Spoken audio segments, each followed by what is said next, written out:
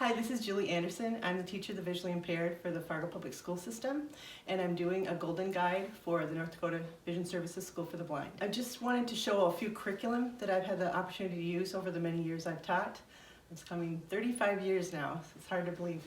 But I've had the opportunity to work with many students. In fact, I'm privileged to work with 36 students that I know I've taught Braille to, and some have gone blind older, some have come in as preschoolers, and I've had the opportunity to use all different tactile information with them and start from the beginning. And so some of these curricula are ones that I like, especially for little ones, and others for when a student has lost vision and they're needing something new. I don't just use one, I use multiple ones with each student, and as you'll see, there's no one way to teach Braille. There are many different ways to teach Braille. Braille Connection, I've used a little bit. It's for some students who maybe are older and learning Braille. Braille 2, I'm looking forward to getting the new one called Braille 2, the Next Generation. And as you can see, I have a well-loved and used older one that I've used with many of my students. What is that word?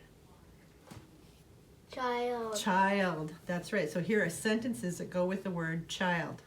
Is that child your friend? Okay, look at the thing right after friend. What do you notice? What punctuation mark is that? Is that child your friend? Question mark. Which dots make up the question mark? I've done the Braille fundamentals with some students. I'm always playing guidelines and games with Dr. Myrna Olson from University of North Dakota in Grand Forks. She's phenomenal with doing different games that you can play, and you always kind of have to make it fun. What are we matching here? Like the same Braille word. The same Braille word, yep. And we've picked some words that maybe have the same starting sound, but they have different ending sounds, so you use your fingers all the way through. Or they might be our new words to read, like together. Arc.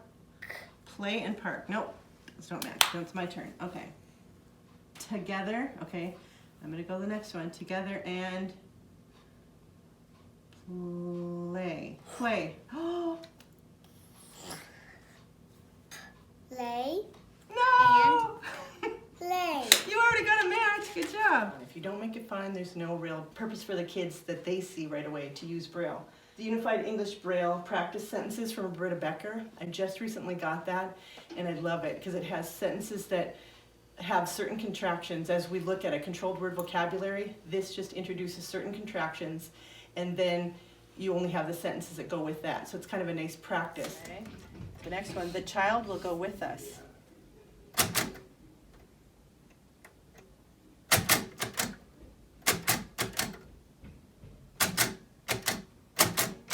Next one, building on patterns. Oh, I can't say enough about Bop. Love that. I have a new pup. My pup is tan. It is good with kids. It is a good for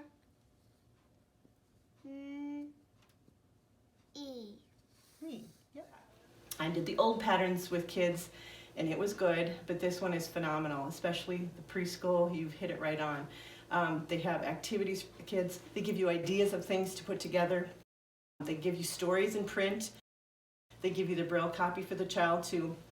They also talk about lots of different objects that go with each and every lesson and ways that you can explain different things to the children. And then they have little, I love their Thermoform books that they have for the kids. So well thought out. Do you remember when we ate the different fruits? Yeah, apple. What else did we try? Lemon. What was a lemon? What did it taste like? Was it sweet? Was it sour? Sour. It was sour. Do you remember the face you made? Like your lips puckered. What's that first one? Apple. Oh, what's that one? That's, you read it. That's a cantaloupe. Cantaloupe, what's this one? Apple. Yep, apple. Lemon. They're all mixed up on a shelf. Should we look at the bottom shelf? Let's see what they are on this shelf. What's that one? Lemon. Lemon.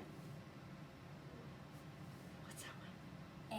Apple. Apple and Cantaloupe. cantaloupe. Mangold, I can't tell you enough about this one also. I have used Mangold since day one of my first job. So 35 years ago, I had the basic Mangold, which you just run over lines of Braille and marking the ends of lines, and they don't even know letters yet. And then you start introducing letters. Incorporates all the contractions and that controlled word vocabulary and coming through. It's really been just highly successful with my students. If David, so what word are you looking for now? David. Yeah. Next word is could. I like how you're using your fingers. Nice. CD could. So next line, if David could.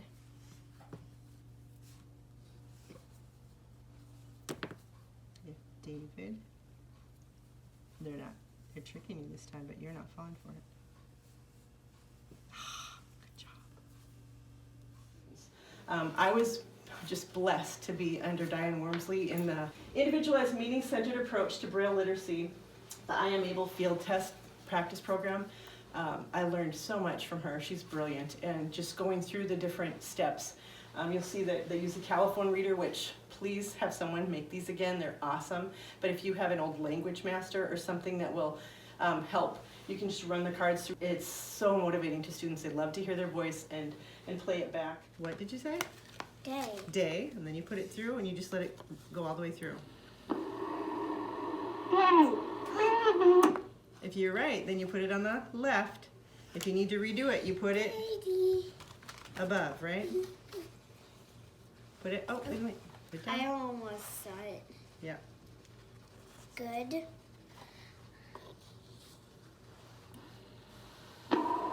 Good. This one. Together. That's the one I have trouble with all the time. You read it, no problem. Together. We play together in park. Another one I cannot say enough about is Beginning with Braille by Anna M. Swenson, a lady I'd love to meet. Her book is not a curriculum, but explains many curricula in detail. It's a roadmap that goes over everything needed to implement a successful Braille program with students. Anything written by her, in my opinion, is a must-read. The Stacks Chunk Reader, Word Playhouse. I love these activities. The one thing I would love that they would make new ones of is to not have the large print on them, because when you have a student who's dual and you're trying to improve the Braille skill, they peak a lot more. So I do cover hands a lot. I don't believe in myself blindfolding children. Some people do that. But if you just hinder their hands in some way, they're able to do that. If the cat could, he could get the rat. Very good. What we're always looking for in Braille is the characteristics of most efficient Braille readers, that they're using two hands, they're using 2 to 3 fingers on each hand, they have relaxed hands, they touch the dots lightly, there's a minimum of scrubbing or backtracking, and they use 2 hands to swing down to the next line. So we start with that, and then through the Mangold program, it tells you exactly how to teach what I've called the butterfly technique. I've heard it called the scissor technique, but to use 2 hands together to go across the page and then have one hand go back while the other hand continues across, and they meet together.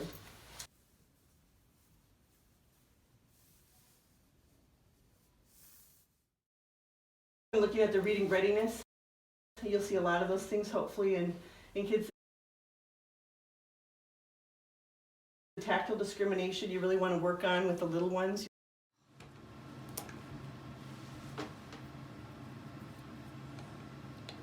Circles all the way to the left. Stars all the way to the right. Squares, second to the left. Yep, it's beside circles. Circles. You got them all. That's the last one in your hand. Finger dexterity is so important. Getting those fingers to work. That's one that I struggle with each day with my preschoolers, to get them to do the different things. 1, 2, 3, 4, 5. Hand and finger movement. Obviously, without finger movement, you'll hear me say that even to some of my older students. Moving fingers read Braille. Laura Is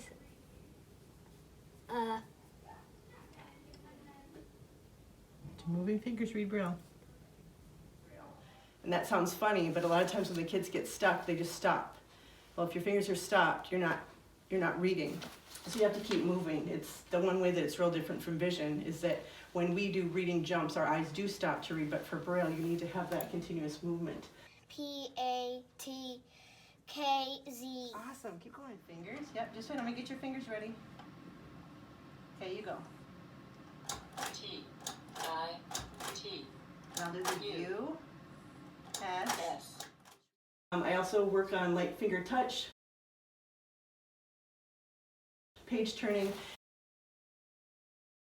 and positioning of books. And it is so important to have the kids seated in a chair that's proper height for them, where their feet are flat on the floor, and that their hands are coming in, their elbows are not too close to their sides, but they can have them just kind of relaxed, and that the table just comes right to about their elbow height. It's very important because if they read something that's way too high, it's difficult. Follow the trail. There you go. On the trail. Into the swamp. Squishy. Squishy. What's a swamp made out of? Mud. Mud. Sticky mud. Here's the mud. Squishy mud. Yeah, that's supposed to be the mud. Keep going. Whoops. Across the river. Splish, splash, splish. How much Braille instruction does a student need? Well, let's look at every child in the school district. How much instruction do they need in reading? I look at that as you need it as much as possible, as regular as possible, and as frequent as possible. I try to get all of my students in daily that are Braille readers because it's just so important. Now, those that are losing vision, sometimes they have that reading skill down and you're teaching them another code, and depending on if they're losing their vision gradually or if it's going to be a real quick turnaround, that will kind of decide how much instruction they'll need. You have to be excited about Braille because if you don't come across with that excitement, the kids aren't going to naturally have it. So you really have to have that enthusiasm yourself. You know what to do, don't you? Get a motorcycle. Brum, brum, brum, brum, brum, brum. A-H. A-H. A-H. A-H. A-H. A-H. A. Ready? Push your space bar first. But for older students, it feels to them like you're taking something away from them. So how can you make it be that wonderful reading medium and the independent level that they need? You can conduct interest inventories with them. Find out what they like, what they are really interested in. If they're a teenager and they like certain magazines, if they have websites, song lyrics, if they do poems, if they want to have passages from favorite books, whatever it is that interests them, really target on that and incorporate Braille into it. Students use it for functional purposes. This has helped so many of my students really grab onto there's a purpose for this. Do it for shopping lists. They label friends' birthday lists. Maybe they use it for a mobility lesson. I've gotten a lot of these wonderful lists and things off Pathways to Literacy, the site which I just adore. And I believe this list was probably from Anna Swenson again, the person I can't speak highly enough about. And I really hope that you'll get a chance to look at more of them and individualize the program for your student. But always seek help. There's help out there. You can even send questions, I'm sure, to Paths to Literacy or to other vision teachers in your area. They'll be glad to help you and just have a wonderful time and enjoy Braille. Braille rocks.